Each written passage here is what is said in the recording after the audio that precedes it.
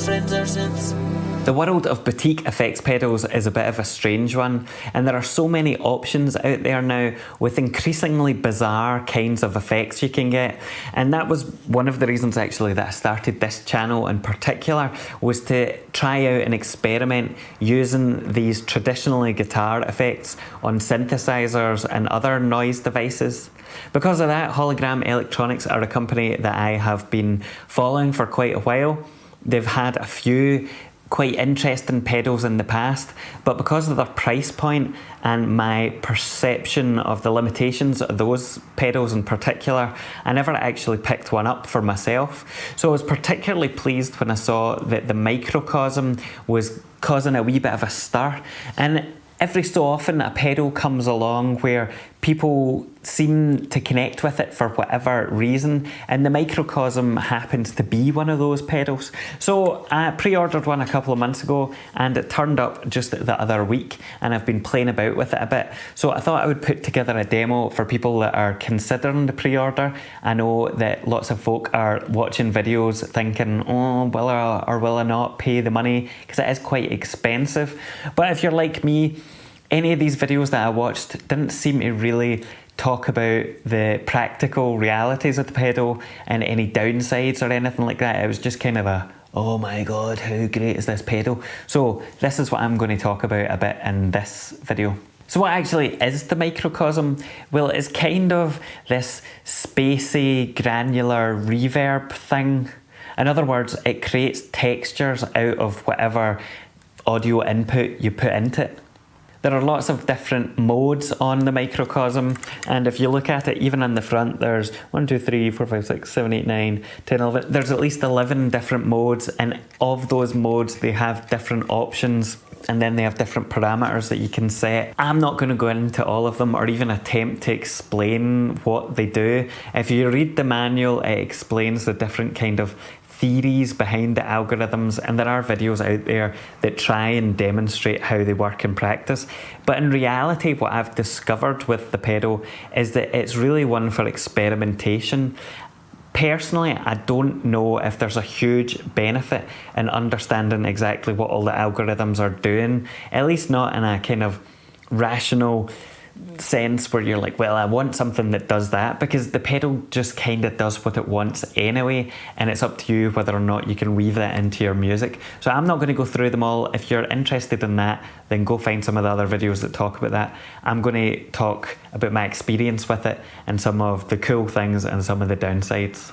If you've used clouds in Eurorack format before, then you might have an idea of the concept behind this. It's kind of like a granular sampler, but even though people have compared this to clouds, I find that this is much more musical and usable than clouds is. I always tend to find that with clouds, I don't really get properly changing texture unless I really play about with modulation from different sources, and that is really what Eurorack is all about. But this pedal just does a lot of that for you, and I've got much more melodic results out of this than I have with clouds, which is why I think it's worth the money, even if you do have clouds in Eurorack already. One thing that this pedal does remind me of, though, quite strongly, is a suite of plugins from a company called Freak Show Industries. And if you haven't heard of them, you should go check them out. They've got a really cool approach to their licensing model and everything else. The less said about that here, the better. You can go look that up for yourself. But they have plugins that essentially do a similar thing, where they take input and scramble it and then spit out unpredictable textures and sounds and kind of glitches, which just sounds fantastic. The thing about Freak Show Industries is that they're really focused on audio destruction, and so the results from that are not always necessarily as melodically harmonious as this pedal is. And that's actually why I was interested in the Microcosm specifically, because I really like the Freak Show Industries plugins, and I like the fact that you can put in quite a basic sound and get just a wee bit of dynamics off of that sound. But with the Freak Show plugins, you do have to kind of, it doesn't always work because of their destructive approach, whereas the Microcosm, it's much more playable in that sense. So what do I like about the pedal? Well, first of all, I like that it's got MIDI in the back, and that means you can sync up the effect to a tempo. So if you're clocking something from your modular system, or if you're running a sequence, you can get this to play very nicely in time, which gives a bit of a tighter sound when it's got some of these glitches and stuff in a few of the different modes. But that is one really nice thing to have, and I wish that more pedals and effects in general had the ability to clock them, because it makes a big difference. Oh, and plus full-sized MIDI jacks, can't complain about that. The other thing that I really like about the Microcosm is that it lets you take a melody or something, or a loop, for example, which you keep playing and it can get a bit boring, and I find that once I've got the constituent parts of a track together, I'm always a bit unsure about how to spice it up or give it a wee bit of dynamic modulation without having to go back and re-record things or feed it through different effects pedals, and adding a reverb and stuff doesn't always really give much of a difference to the sound. With the Microcosm, it isn't just a reverb or like an ambient atmospheric thing. It does add in some bursts depending on the mode, and so you can get something that actually gives your songs or your tracks or particular parts of your sounds much more depth than just a standard reverb would, and so far it's been great for that. So that's a huge... I've never had something that you can just feed anything into and it sounds pretty good, so I've got a lot of time for that. The final good thing about this is that it does have a stereo input, and you find that a lot of pedals that are originally designed for guitars don't have a stereo input because obviously they don't really have to consider it. And as more and more pedals are being used by people with synthesizers, I think it's a great move to have stereo input, because that means you can hook up your stereo synthesizers and really get a huge sound out of them when you run them through a pedal that's properly equipped for stereo input. Now, this takes us on to some of the things that I don't particularly like about the pedal, or which could be improved. And the first one is that the input in this for stereo is just a single jack. And it takes a mono input or a stereo input depending on the jack you put into it. And it's a TRS jack. And I really wish they had just had two jacks, like many other pedals where, for example, on this Boss chorus pedal here that I've got in the background, you have double jack input.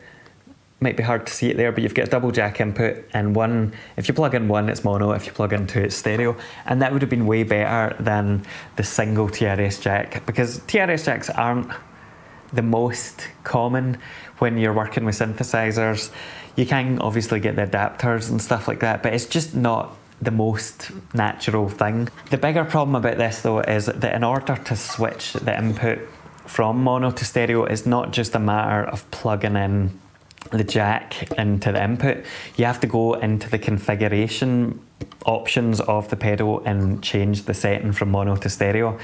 And this is a bit of a pain, because if you're using it with multiple different sources like I am, depending on the track, I might use it with a mono input one day or 1 minute and then want to plug in a different kind of instrument next.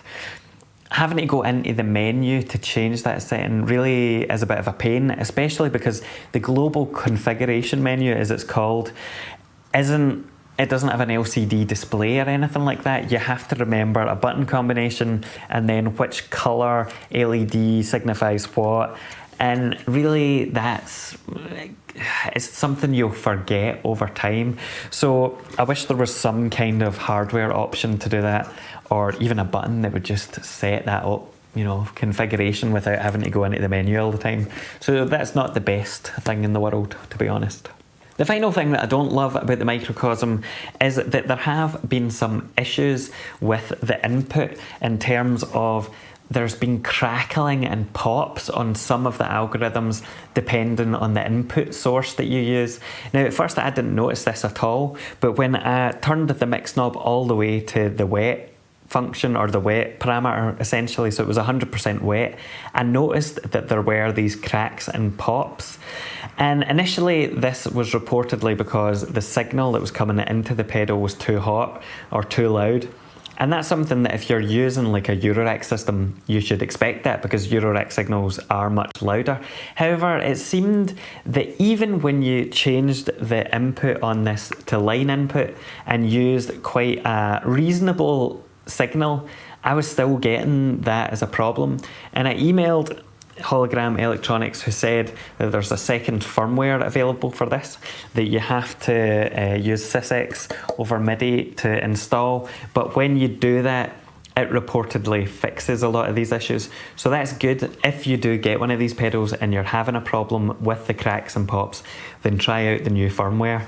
There is also some other solution where you can reduce the gain in the pedal using yet another kind of key combination, which isn't ideal. Again, if that was really something that was going to be an issue, there should have been a gain knob on here. And the fact they've realised and understood that people were going to use this for instruments other than guitar, then really I think there should have been a gain knob, or, you know, and they should have kind of considered this earlier on. However, as far as I'm aware, the new firmware seems to address these problems. So I have to interject at this point, because after I was done recording the bit where I'm talking about the microcosm for this video and explaining what I thought about it, I went back to record some sound demos on synthesizers and stuff, which you'll see in a few minutes. But I realised that even though I'm on the latest firmware, which I think is V1.12, that's meant to address the pops and clicks, I'm still getting clicks at certain times, and it's loud enough for it to be annoying. And of course, the first thing I checked was that the settings on the microcosm were configured to accept a line in signal rather than instrument level, so that should have helped. But I also attenuated the signal going into the pedal to what was and should have been a completely reasonable level. And so when I was listening to it, it didn't sound like it was a problem with the strength of or volume of the input signal. It was more something in the algorithm, as if it was getting to the end of a loop section and it obviously hadn't sliced it in a way that allowed it to seamlessly transition. And I noticed this specifically with the Mosaic algorithm, which is one of the ones that people like the best. This isn't too noticeable if you've got the mix knob set to kind of halfway, but as soon as you start to go over halfway and you get more of the effect and less of the original signal, I'm starting to hear those pops and clicks, which is really annoying for a pedal this expensive. So I'm going to email Hologram Electronics again and see what they have to say. It might just be that this is the way it is, but hopefully they'll come up with a firmware upgrade that actually fixes the problem, or maybe it is something I'm doing wrong, but I don't think it should be making that kind of noise for this kind of price. You shouldn't have to really fiddle about with finicky settings just so it'll affect a regular signal without having pops and glitches and stuff like that. So that's disappointing. Anyway, back to the rest of the review. You'll hear what I mean later on in the video, and I'll put up a wee text thing. So summing up, I really love this pedal. Even though I've only had it for a few weeks, it fills that gap where I want a bit of variation to a sound, but I'm not quite sure what to do, and I can't quite decide, and making a conscious choice feels like too much of a stretch. And I'm sure if you make music, you know that feeling where the idea of having to make a decision about something can render the eventual outcome, you know, it makes it feel a bit crap. Whereas if you have some kind of generative or random source or effect, it can spark your creativity in quite a different way. And that's what this pedal is really good at. One of the things that people kind of criticised the pedal for was that, one, it can always sound quite samey, or two, that they're not really in control of the pedal and it kind of does what it wants, and they could kind of get used, you know, they could recognise the sound. And for me, I would say that actually the fact that I don't always understand exactly what it's doing is exactly why I like it, because it is unpredictable, but it's unpredictable in a kind of melodically pleasing way. So it's not off, you know, chucking in random notes that would ruin your sequence or anything. It's kind of just complementing the sound. And in terms of things always sounding samey, I think there's a wee bit of a tendency now where we want everything to do everything. And Actually, some of my favourite effects and favourite sounds and favourite utilities all are from devices which do certain things really well. And so far, I haven't actually found that it sounds too samey. There's enough features and kind of functions on this to give it, quite a broad palette. And even if I do get a bit tired of it always sounding the same, or at least similar, then I don't really find myself thinking of a distortion pedal and being like, oh well, it always sounds the same. It's good at doing what it does, and so for that reason I don't see any of that really as a big deal. Yeah, it is an expensive box for that, but hey. Now, the only final thing to say is on the cost, and that is that the Microcosm is an expensive bit of gear. We're talking £500 if you're in the UK and you're importing it from the US after you've paid import tax and VAT and everything else. It's not an inconsiderable amount of money, and it really put me off for a long time, especially when you're thinking about the amount of synthesizers you can get for way cheaper than that at this point.